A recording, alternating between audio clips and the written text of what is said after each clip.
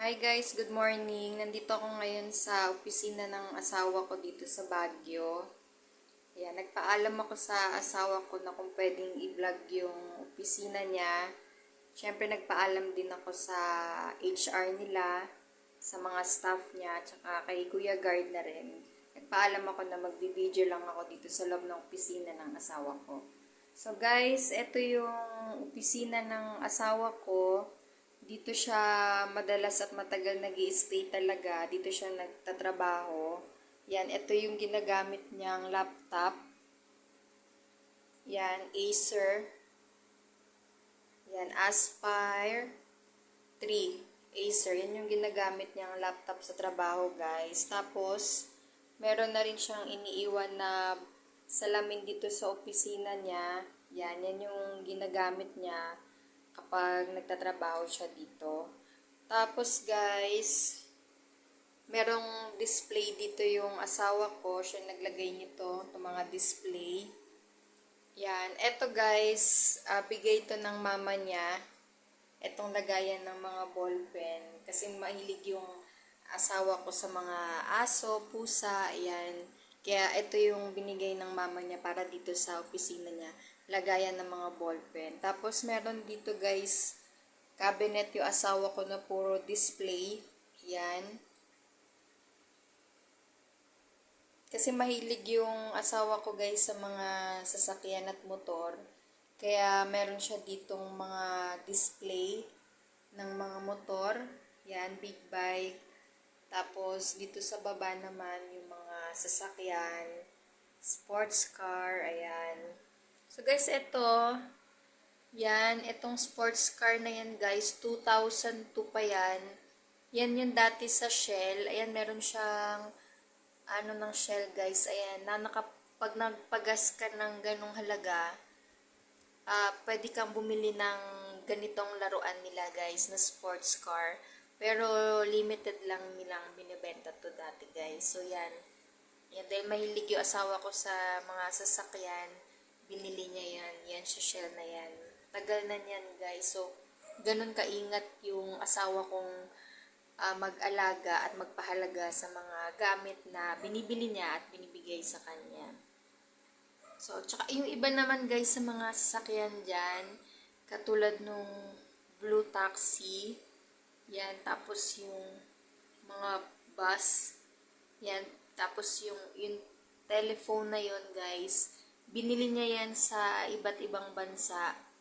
Kasi kung saan madistino yung asawa ko guys, pag napupunta siya doon, bumibili siya ng mga laruan na ganyan. Yan, parang souvenir niya na rin dun sa bansang napupuntahan niya. Yan, tapos dito yung mga motor at big bike na display niya.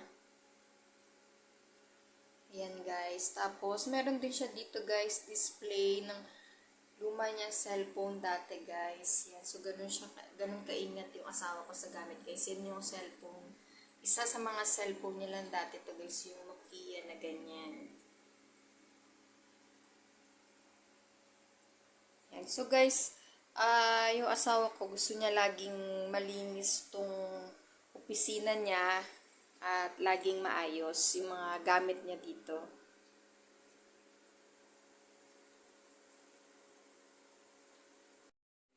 Tapos guys, merong sinabit yung asawa ko dito na verse sa opisina niya, yung Psalm 91. Yan. Kung babasahin niyo yan guys, ang ibig sabihin niyan ay protection. Yan. So, paborito niyang verse yan. Paborito yan ng asawa ko. Paborito rin ng pamilya niya kasi nga madalas bumabiyahe sila at minsan sa ibang bansa pa, pati yung asawa ko. Kaya, yan, meron sila niyan guys, maliit na ganyan na pinaprint para nadadala nila kahit saan sila magpunta. Kahit ako guys, meron akong ganyan sa bag. Yung asawa ko meron din. Paborito ko na rin kasi verse yan. Dala-dala namin yung verse na yan kahit saan kami pumunta, lalo na pag bumabiyahe kami. Yan. So, ibig sabihin yan guys is protection. Pag sa Panginoon ka, lagi ka niyang poprotektahan. So, ibig sabihin yan guys, kunyari, may flight ka ngayon, biglang naiwan mo yung passport mo, galit na galit ka pa dahil naiwan mo yung passport mo, pero ang hindi mo alam, sinadya ng Panginoon na mangyari yun para protektahan ka dahil kinabukasan na balitaan mo na lang na yung dapat palang sasakyan mo eroplano ay bumagsak. So, may paraan ng Panginoon kaya na para protektahan tayo. Kaya lahat ng nangyayari sa buhay natin, guys, may dahilan yan.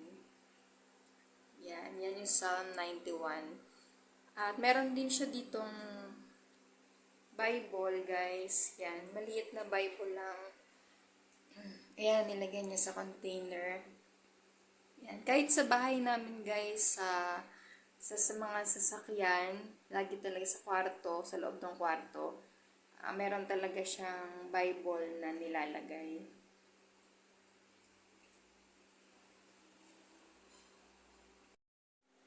Tapos dito naman guys, sakalagay yung mga files niya. Etong filing cabinet niya yan. Tsaka yung nasa taas. Yan. Tapos, ito yung mga sapatos ng asawa ko guys. Iniiwan niya na lang yan dito sa opisina. Tapos, para pag may trabaho siya, namimili na lang siya dyan ng gagamitin niya. Yan. Yan guys. Then, yung asawa ko guys, mahilig talaga siya sa sapatos. Kaya, dito sa opisina, naglalagay na siya ng sapatos. Yan. Dito, 4 yung iniwan niyang sapatos guys. Puro Adidas. Yan. Ginagamit na yan guys pag yung may bigla siyang pupuntahan na meeting o anuman na kailangan niyang puntahan. Mamimili na lang siya ng isusuot niya dyan. Yan. So, yun guys. Ito yung opisina ng asawa ko. Ayan. Ang nagustuhan ko talaga sa asawa ko guys, maayos talaga siya sa gamit at maingat kasi nga pinapahalagahan niya yung mga gamit na binibigay sa kanya at ang binibili niya na mga gamit. Ganun siya mag-alaga ng gamit guys at maayos siya sa gamit at malinis. Yan. Yan guys. Ito yung opisina niya. Dito siya talaga madalas guys nag-stay dito sa opisina niya. Ito yung opisina niya dito sa Baguio. Yan guys. Tapos kapag, dahil hindi naman araw-araw yung pasok niya dito guys, pag wala siyang pasok na ilang araw, lumuluwas kami ng Manila para naman maglalamog kami ng ilang araw sa Manila. So, yung asawa ko kasi guys, ayaw niya nang nasasayang yung araw niya. So, kapag wala siyang pasok, gusto niya, meron pa rin siyang ginagawa. Yan, kaya ginagawa namin, lumuluwas na lang kami ng Manila para magtrabaho, maglalamog nga. Yun. So, yan guys, ito yung opisina niya. Ito ang opisina ng asawa ko. Ayan. Nasa labas ngayon yung asawa ko guys. Meron siyang meeting. Kaya ako lang ang mag-isa dito.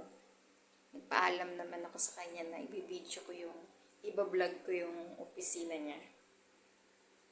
Yan. So guys, dito nag-i-stay yung asawa ko. Dito siya nagtatrabaho. Yan. Share ko lang sa inyo. Yan guys. Yun guys, hanggang dito na lang yung vlog ko dito sa opisina ng asawa ko dito sa Baguio. Yan, ito yun guys. Mababait yung HR tsaka mga staff niya dito guys. Pinayagan akong mag-vlog dito sa loob ng opisina niya. So guys, please supportahan niyo po sana yung vlog naming mag-asawa. Marami pa po kaming ibibidyo at isi-share sa inyo. So guys, please don't forget to like, share, and subscribe to our YouTube channel and follow us on Facebook, Team Vlogmas. Thank you guys and God bless. Ingat po kayo.